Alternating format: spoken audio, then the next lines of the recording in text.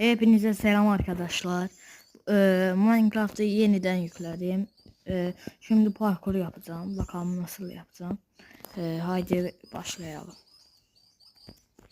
Aa, 3 şansım var.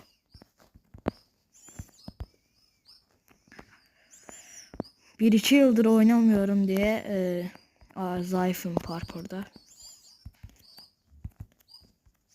Evet. Bak şuradan. Evet arkadaşlar, gördüğünüz gibi aha en çetinlerinden biri. Of, kurtulduk. İşte bu da son finish. Arkadaşlar abone olun, like atın. Bu yeni sayfamdı. Bir de Allah'tan qayıtmağa çalışacağım indi. Arkadaşlar sağ olun. Özünüzə yaxşı baxın.